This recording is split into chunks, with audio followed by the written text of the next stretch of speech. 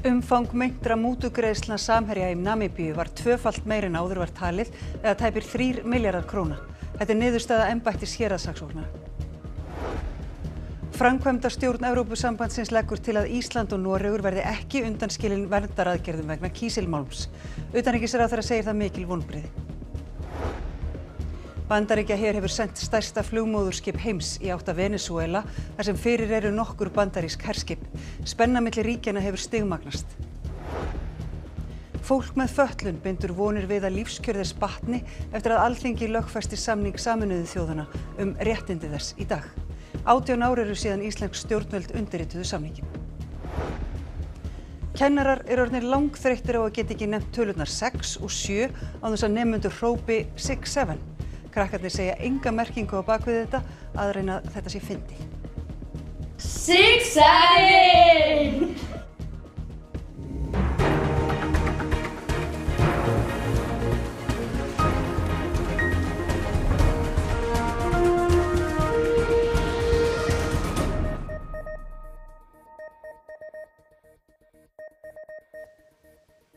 Gott kvöld.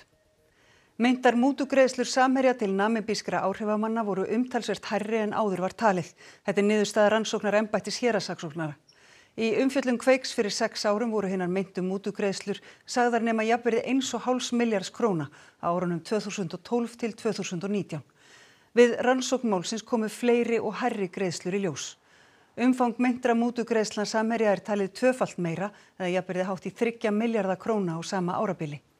Forsvarsmenn Samherja hafa neitað sök og fullyrt í yfirlýsingum að greiðslur sem runnu til áhrifamanna í Namibíu hafi verið löglegar. Nánari fjallaði málið á ruv.is. Fyrrverandi starfsmaður leikskólans Múlaborgar hefur verið ákærður fyrir nauðgun og kynferðisbrot gegn stúlku á leikskólanum. Málið var þingfest í héraðsdómi Reykjavíkur í morgun. Í ákærunni segir að maðurinn hafi 2 sinnum á árinu átt önnur kynferðismök en samræði við stúlkuna. Hann hafi freklega misnotað yfirburðastöðu sína gagnvart henni, brugðist traust hennar og trúnaði sem starfsmaður leikskólans. Í annað skiptið hafa notfært sér að stúlkan gæti ekki spornað við verknaðinum vegna þess að hún var sofandi. Foreldri stúlkunar krefst fyrir hönd dóttur sinnar 7 milljóna króna í skaða og miskabætur. Dómritari við héraðsdóm Reykjavíkur vildi ekki gefa fréttastofu upp afstöðu mannsins til sakargiftana. Framkvæmdastjórn Evrópusambandsins leggur til að Ísland og Noregur verði ekki undanskilin verndaraðgerðum vegna kísilmálms eins og stjórnvöld í þessum ríkjum hafa barist fyrir undanfarna mánuði. Björn Malmquist, þú hefur verið að fylgjast með þessum máli. Er þetta endanleg niðurstaða? Nei, eins og þú sagði Sigríður, þá er þetta tillaga sem að framkvæmdastjórnin tilkynnti íslenskum og norskum stjórnvöldum í gærkvöld. Þetta er enda búið í gangi í talsverðan tíma. Það var hafin rannsókn á markaðsaðstæðum á þessum efnum í desember í fyrra og lauk svona hluta til að minnstakosti mitt sumarið í sumar og þá kom einmitt fram álíka tillaga frá framkvæmdastjórninni verndaraðgerðir þar sem að Ísland og Noregur eru ekki undanskilin. Því tókst að afstýra allavega tíma en núna er framkvæmdastjórnin að leggja aftur fram svona álíka tillögu og aðra atlögu að þessu en það er hins vegar ekki öll nótt úti enn því að aðgerðirnar verða endanlega ákveðnar í sérstakri nefnd á vegum framkvæmdastjórnarinnar sem að fjallar aðgerðir af þessu tagi. Það hefur hins vegar ekki staðið á viðbrögðum hjá íslenskum og reyndar norskum ráðamönnum líka. Við náðum í utanríkisráðherra Þorgerði Katrínu Gunnarsdóttur í Helsinki í dag. Heyrum hvað hún á að segja þetta. Ég ætla ekki að leyna því að það eru mikil vonbrigði að sjá þessa tillögu.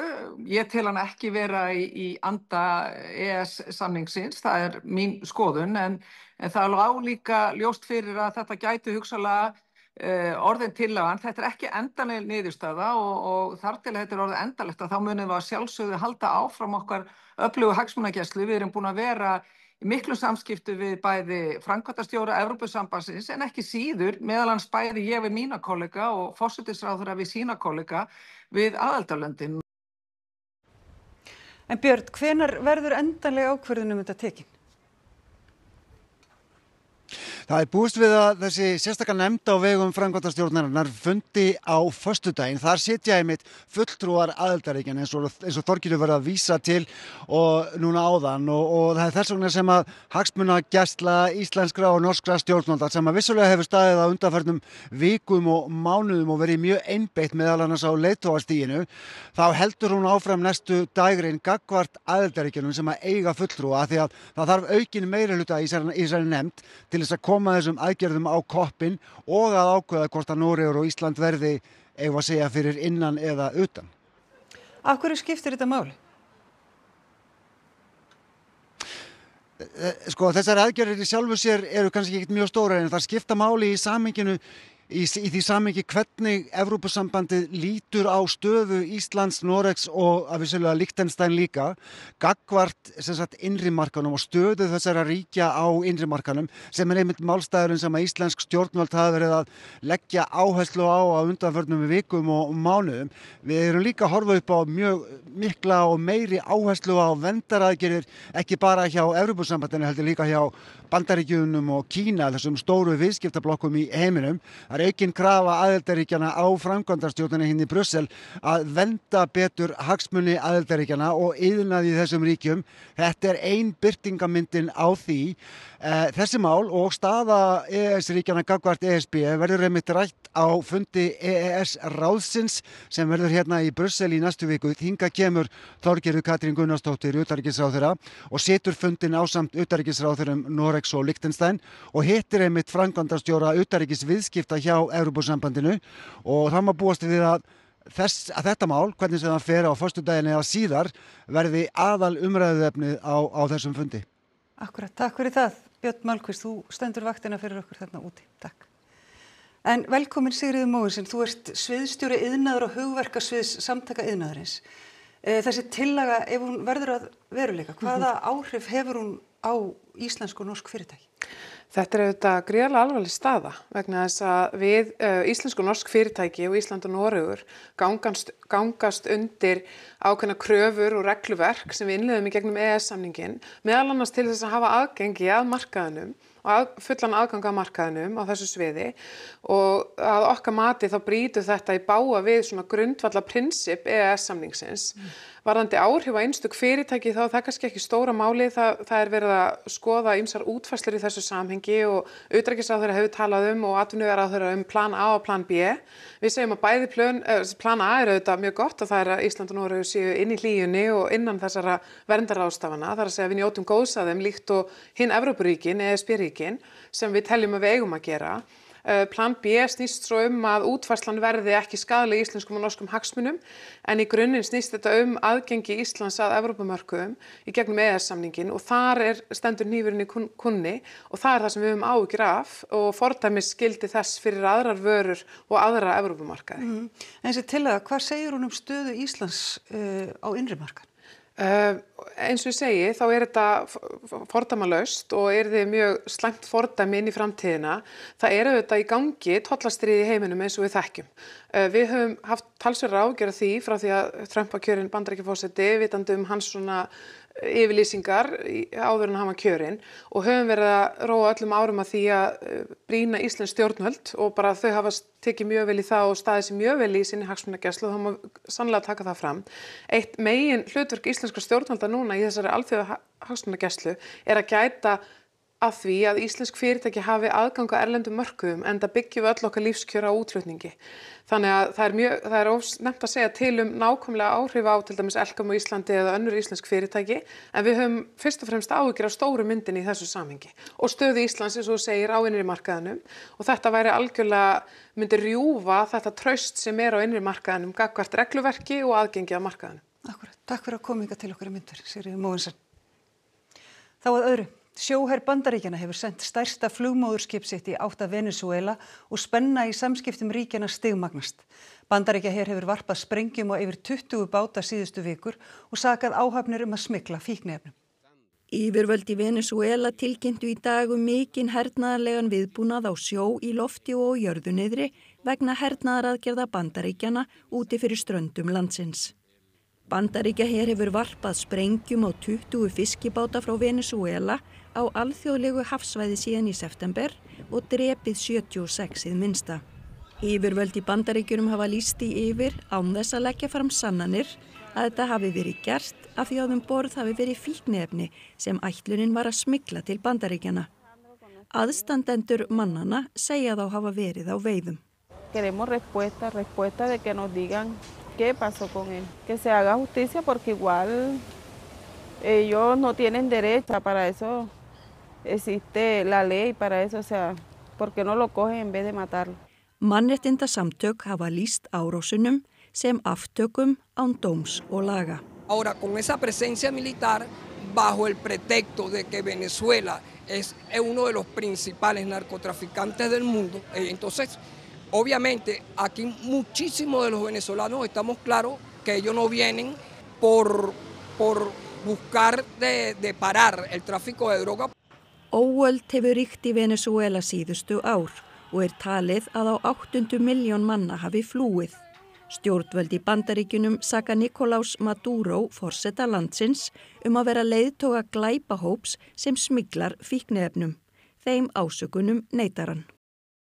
Talið að 15.000 bandarískir hermenn séu á herskipum úti fyrir Venesúela eða á leiðinni þangað. Bandaríkjaher hefur sent stærsta flugmóðurskip heims, Gerald R. Ford, af stað í átt að landinu. Og því eru yfir 70 flugvélar, þar á meðal orustuvélar. Stjórnvöld í Venesúela telja tilganginn ekki að berjast við fíkniefnasmygl, heldur að koma Maduro forseta frá völdum. Mun meira flutt til Bandaríkjanna fíkniefnum frá öðrum ríkjum en Venesúela. Pero ¿cómo puedes estar segura de que la lancha de este pescador no llevaba droga?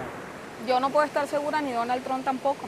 Si no media un debido proceso, esta persona es inocente hasta que se demuestre lo contrario. Þá segir afbrotafræðingurinn að það þekkist að sjómenn flýti fíkniefni fyrir glæpahópa á Havut þar sem aðrir taki við efnunum. Lo que se mueve en lanchas de pescadores no corresponde ni al 10% de la droga que llega a Europa y llega a Estados Unidos. No estás haciendo disrupción estructural. Estás cogiendo los peces más chicos operacionales, mientras que el pez gordo sigue mandando el cargamento por los grandes contenedores. Það var allt öðru. Frumvarp lögfestingu samnings Sameinuðu þjóðanna réttindi fatlaðs fólks var samþykkt á Alþingi í dag. Þingmenn allra flokka samþykktu frumvarpið að undanskildum þingmönnum Miðflokksins sem sátu hjá. Viðbrögð áhorfenda á þingpöllum lét ekki á sér standa. Samningurinn var samþykktur á allsherjarþingi Sameinuðu þjóðanna fyrir 19 árum árið 2006. Ísland undirritaði samninginn ári seinna og fullgilti árið 2016 og nú 9 árum seinna hefur hann verið lögfestur. Samningurinn hefur verið fullgiltur á hinum Norðurlöndunum og ekki stendur að óbreyttu til að lögfesta hann annars staðar en hér og í Noregi. Frumvarpið var eitt helsta baráttumál Ingu Sæland og hún brast í grát eftir að hafa gert grein fyrir atkvæði sínu. En í dag þá munum við greiða atkvæði þessi réttindi fatlaðs fólks. Samning Sameinuðu þjóðanna réttindi fatlaðs fólks. Hjartans þakki fyrir að vera komin hingað.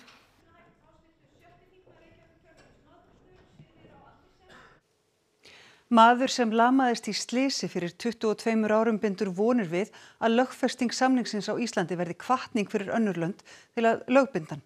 Til lengri tíma mun hann hafa mikla þýðingu fyrir daglegt líf fólks og sérstaklega í dómsmálum, þar sem nú verða að taka tillit til ákvæða samningsins. Og ég vil benda á að þetta þýðir ekki bara eitthvað aðeins betri félagsþjónusta fyrir fatlað fólk, heldur snýst þetta svo miklu meira. Þetta snýst aðgengi, þetta snýst vinnumál, skólamál, fjölskyldulíf fatlaðs fólks, hafa tapast mál aðgengismál á Íslandi sem að nú munu kannski dómarar hafa kannski einhverjar betri leiðbeiningar sem að gæti þá unnist þegar að aðgengi ábótavant, eins og dæmis á opinberum byggingum, að þá hafa dómarar skýra leiðbeiningar hvað á að vera, hvað eru réttindi fatlaðs fólks. Meiri kostnaður gæti fylgt fyrir sveitafélög, því þau komast ekki undan því að framfylgja ákvæðum samningsins. Við verðum að koma að ákvarðanatökum okkar mál og það er klart mál þarna bara hvað skiptir miklu máli að þeir sem máli varða séu með í ráðum og ég vona að við sjáum líka bara í fleiri flokkum að fatlað fólk nái framgangi í þeim flokkum og fleira fatlað fólk sitja á Alþingi og í sveitastjórnum. Færst hefur í vöxt að alþjóðlegir glæpahópar hafi tengsl og jafnvel útsendara hér á landi. Þetta segir framkvæmdastjóri Europol. Þeir herja í auknum mæli á ungt fólk og allt niður í 9 ára börn. Framkvæmdastjóri Europol segir fjölþáttaógn og skipulagða starfsemi glæpahópa hafa stór aukist í álfunni á skömmum tíma. Lögreglan hér þurfi liðsafla til að mæta auknu álagi og stærri verkefnum í samstarfi sínu við önnur ríki. That is why it is important that also a country like Iceland, when you are confronted to drones, when you are confronted to sabotage of your public services by state actors, for instance, that you mention this at international level so that we can have the full picture. How critical is Iceland's role in Europol's wider network when addressing hybrid or cross-border security threats? It's very important that we receive the information related to serious and organized crime, cybercrime and terrorism from Iceland because Europol is the EU criminal information hub. Upplýsingar Europol sýni að alþjóðlegir glæpahópar hafi tengsl við Ísland. When Iceland is sharing data with us, in 30% of the cases we have an international link. So it's very relevant that we make those links and that we close the gaps in the system so that crime groups do not detect gaps in the systems to hide themselves. Fæst hefur í vöxt að hóparnir fái ungt fólk og jafnvel börn til liðs við sig í gegnum spjallrásir ofbeldisfullra tölvuleikja. Use the young people, they offer money to commit crimes. They offer money to kill people. We have cases where they offer young people up to 20,000 euros to commit a killing. They offer money to young people to make sure that they torture other criminals. And then what we also see is that sometimes the young people, they are not paid. We have cases of children of 9 years old committing horrible crimes. Mótmælendum úr hópi frumbyggja í Brasilíu tókst í gærkvöld að ryðja sér leið fram hjá öryggisvörðum á COP30, loftslagsráðstefnu Sameinuðu þjóðanna. Ráðstefnan í ár haldin í borginni Belém. Mótmælendur kröfðust réttlætis í loftslagsmálum og til átaka kom milli þeirra og öryggisvarða. Deilt hefur verið staðsetningu ráðstefnunnar og þau neikvæðu áhrif sem framkvæmdir vegna hennar hafa haft á Amazon frumskógin. They were not doing this because they are bad people. They are doing this because they are desperately trying to protect their lands. They are desperately trying to protect the river. They are riverside communities that have so many limitations where they live. Og þá allt öðru. Því krakkar og unglingar megi ekki heyra tölurnar 6 og 7 á þess að góla 6-7 og gera ákveðna handarhreyfingum leið. Þetta þýðir í rauninni ekki neitt segja krakkarnir heldur bara fyndið. 6-7! Foreldrar hafa eflaust flestir heyrt börnin sín segja 6-7 í tíma og ótíma. Grunnskólakennarar verða þó eflaust mest fyrir barðina á þessu æði. Svo fletta þetta upp á blaðsíðu 67. 6-7! Í upphafi haustsins, þegar maður hafði ekki alveg neina merkingu bak við þetta og maður slýsaðist til að segja 6-7 hóp eða eitthvað svo. 6-7! Einmitt. Þá gerist þetta og ég var sjálf alveg pínu stressuð að það væri eitthvað svona kannski illkvittin merking á bakvið eða eitthvað svoleiðis. Svo róaðist maður aðeins sjálfur svona þegar maður átti að sjá því að það var engin merking á bakvið þetta. En þetta verður leiðingjandi til lengdar og truflar oft. 6-7 var fyrst vinsælt meðal barna og unglinga á samfélagsmiðlum snemma á þessu ári. Einhver gæi bjó til lag og þá í laginu var 6-7. 6-7! Og síðan var körfuboltamaður, eða strákur, sem sagði 6-7 í einhverju viðtali og þá bara byrja allir að segja 6-7. En af hverju eru krakkar að þessu? Ég veit það ekki alveg. Þeim finnst þetta bara alltaf fyndið. Ég held bara að þetta sé svona frægt, skilurðu. Vita foreldrar og kennarar hvað þetta þýðir? Ég held ekki, annars væri þessi frétt ekki. You want to know what time I woke up this morning? What time? Around 6, 7. 6, 7! 6, 7! Já, krakkar, við ætlum að taka fyrir sögu. Við erum hérna á árunum 1966, 1967. Eitthvað svoleiðis? 6, 7! Veistu eitthvað hvað það mím þýðir? Þetta er 6, 7. Nei. 6, 7! Ekki neitt. Þetta meikir ekki sens og þetta á ekki mikið sens og það er bara að finna við það. Þegar kennari segir, þú veist, 67 eða eitthvað, þá fara allir að hlæja og gera eitthvað út frá því. En eru kennararnir ekkert pirraðir á þessu? Ég held að sé orðið mjög þreytt á þessu, sko. Já.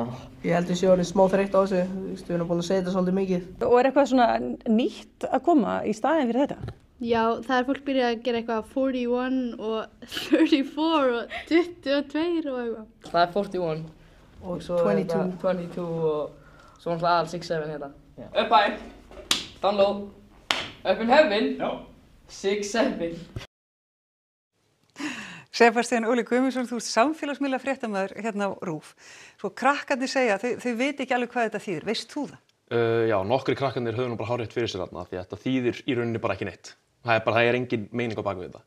En samt að gaman að segja frá því að þó svo að það sé engin meining eða þýðing á bak við þetta, þá var þetta valið orð ársins hjá netorðabókinni dictionary.com og þeir einmitt sjálfir segja að það er engin þýðing á þessu, engin útskýring. Og eina ástæðan fyrir því að börn og unglingar er kannski eina, þess að helsta ástæðan er að þau vilja bara taka þátt í frægu TikTok trendi og vera svolítið hluti af þessu. Og það þarf í rauninni ekki meira en að heyra tölurnar 6 og 7 eða það þurfi ekki að vera hlið við hlið, bara 6 eða 7 og þá fara krakkar að hrópa og öskra þetta. Akkurat. Krakkarnir hérna áðan, þau voru með kenningar um það hvernig þetta hefði byrjað, hver svona upprunnin væri. Já. Ertu sammála því? Þau voru nokkurn veginn með þetta rétt. Þetta byrjaði með á þessu rapplagi eins og kom sem að búti úr sem heitir Dút Dút og flestir sem er á TikTok þekkja þetta lag, þetta fara svolítið víða og textunum á því lagi kemur fyrst 6, 7 og síðan fyrir þetta úti að þróast að vera undir svona klippum af frægum körfuboltamanni sem heitir LaMelo Ball og hann er einmitt 6 fet og 7 tommur á hæð, það kemur tengingin, þá var hann svolítið þekktur sem 6, 7 gæinn og síðan svona springur þetta fyrst út þegar að það er youtuberi sem að gera svona myndband hérna körfuboltaliðið í háskólanum sínum og við getum séð myndbandið.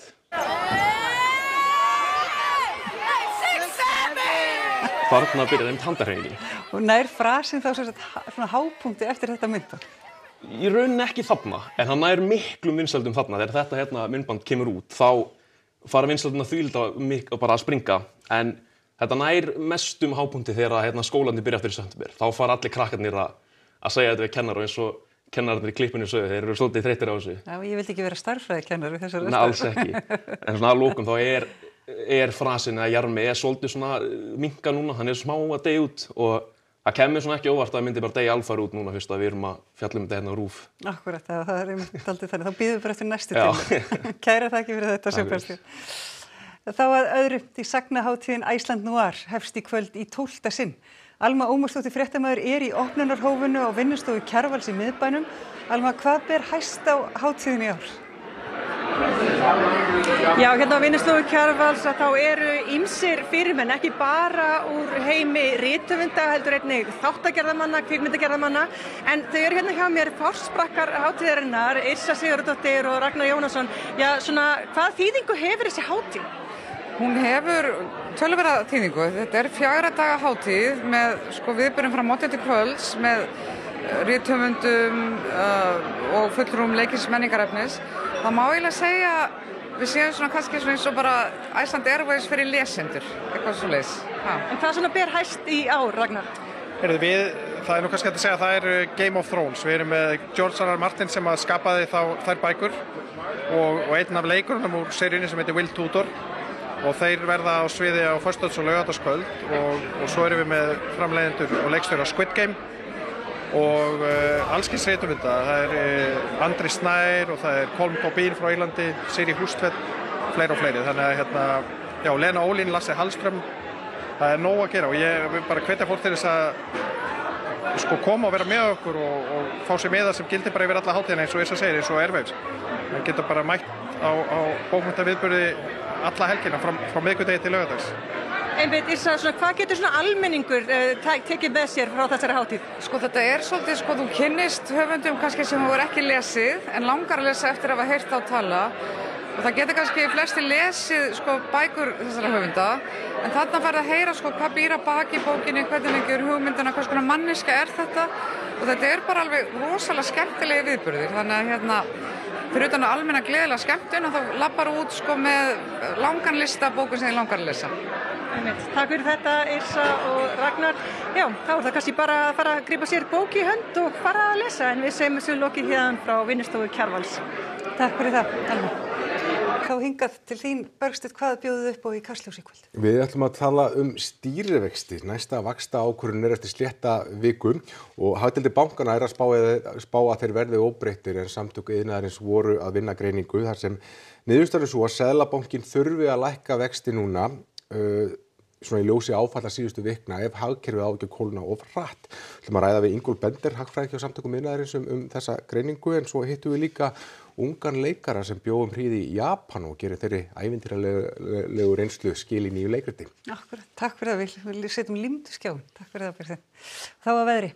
Hæg vestlæg eða breytileg átt á morgun og skýjað mestallt land, sums staðar dálítil rigning eða slydda undir kvöld. Hiti rétt yfir frostmarki sunnan og vestan til, annars vægt frost og við förum nánar yfir veðurhorfurnar að loknum íþróttafréttum. Íslenska kvennalandsliðið í körfubolta mætir Serbíu á Ásvöllum í kvöld. Leikurinn sá fyrsti í undankeppni EM 2027. Á morgun mætir karlalandsliðið í fótbolta Azerbaijan í Bakú. Tíma mismunur og langt ferðalag hefur áhrif á íslenska liðið. Arna Eiríksdóttir lagði upp mark í meistaradeildinni í fótbolta í gærkvöld og við kíkjum á Sauðárkrók þar sem Tindastóll mætti Manchester í Norður-Evrópudeildinni í körfubolta. Íþróttir hér eftir augnablik. Þá skulum við fara yfir helstu atriði þessa fréttatíma. Umfang meintra mútugreiðslna Samherja í Namibíu var tvöfalt meiri en áður var talið, eða tæpir 3 milljarðar króna. Þetta niðurstaða embættis héraðssaksóknara.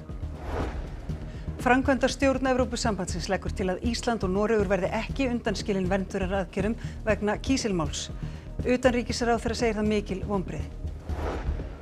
Bandaríkjaher hefur sent stærsta flugmóðurskip heims í átt að Venesúela þar sem fyrir eru nokkur bandarísk herskip. Spenna milli ríkjanna hefur stigmagnast.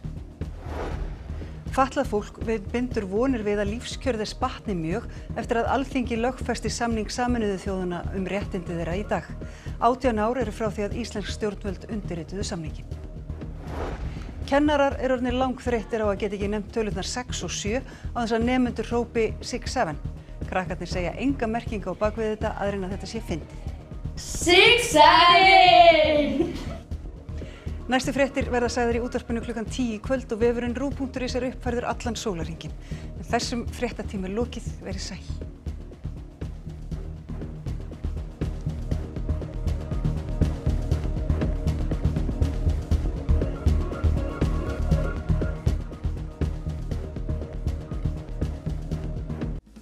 Á RÚV í kvöld. Kiljan fyrir löngu orðin